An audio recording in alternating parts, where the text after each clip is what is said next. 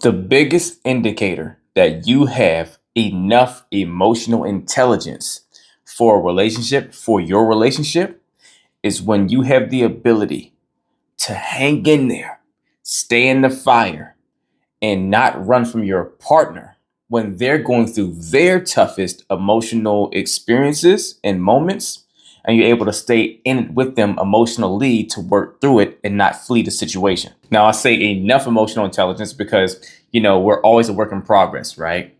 Us being flawed as humans is our gift towards growth. If you ever become perfect, you stop growing, right? And it goes against your spirit.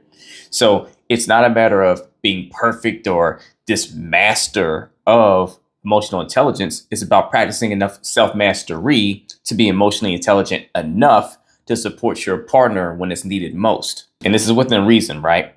Yeah, if your partner's going through a really tough period, whether so for something in their own life and maybe their family or with you directly, right? You can't be there around the clock every second if maybe you have to go to work or you still have a life that you have to preserve and live on your end of the equation. But it's a matter of tabling the conversations whenever they're still going through that space and it hasn't had resolved yet, or they're still trying to work through it and not just fleeing the conversations, right? Meaning the difference is if you say, hey, I know you're still going through this. I want to keep working through it with you, but hey, I got to go to work right now or I have this prior obligation, things that I have to do responsibility wise. Then when I come back, I would love to pick this back up.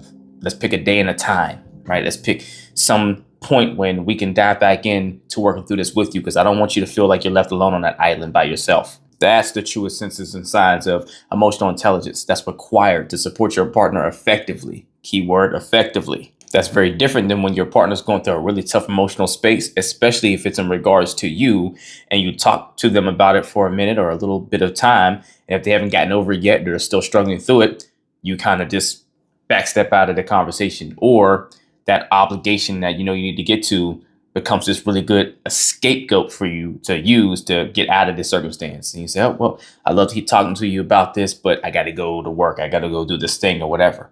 And then you never proactively try to suggest, hey, can we talk about it later? Or let them know I still want to continue to support you. This doesn't mean I'm not supporting you anymore. I'm not still here with you. It just means I have to do this thing, right? You don't do that. You just use these things as reasonable excuses to not continue to engage in it. And then you don't follow up. And the reason why you wouldn't follow up is if you don't have the emotional intelligence built up enough within yourself to regulate your own emotions and your emotional bandwidth to be able to sit in the fire with your partner and their emotions. See, everything we do it to benefit ourselves in some way, which means no actual action that we take has a negative seed of intent. See, everything we do is to get a need met. So that means every action has a positive seed of intent because it's in an attempt to meet your needs, either helping you lean into something or move away from something that you feel will harm your needs being met, right? So the action itself can be negative and unhealthy, but the intent is to do something that's beneficial towards your needs. So whenever you don't have enough emotional intelligence built up, you'll sooner move away from your partner when they're going through really challenging times for too long of time that you're not equipped to sit in there and work through with them.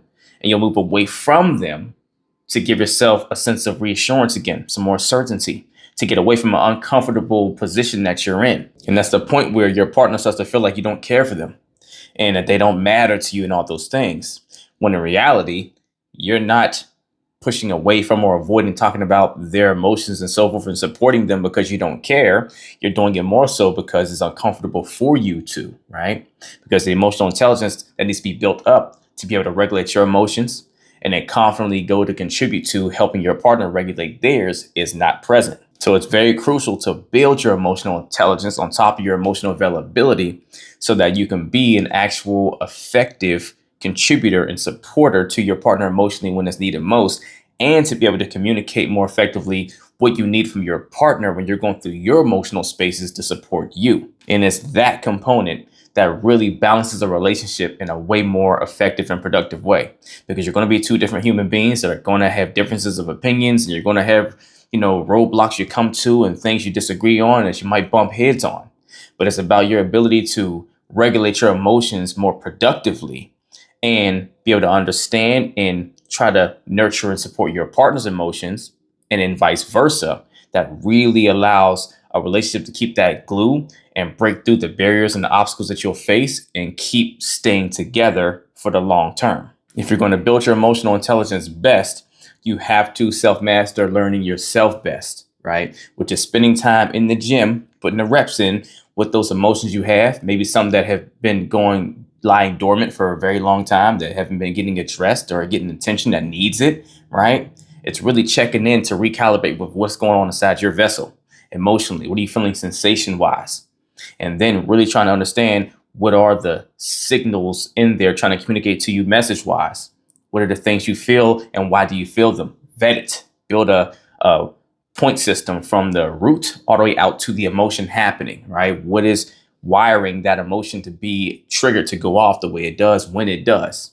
And then coming up with more effective and productive and healthy means of mitigating and nurturing those emotions whenever they are in need of being nurtured. From there, you could build the patience and the muscle to sit in those uncomfortable positions more comfortably to work through them, because on the other side of it is a beautiful result and a more productive, more cohesive, more bonded relationship dynamic. If you and your partner need help building your emotional intelligence for your relationship so that you can actually be better supportive partners towards each other and be bonded better, either email or DM me coaching and we will get to work if you're ready to put the work in. Let's get it.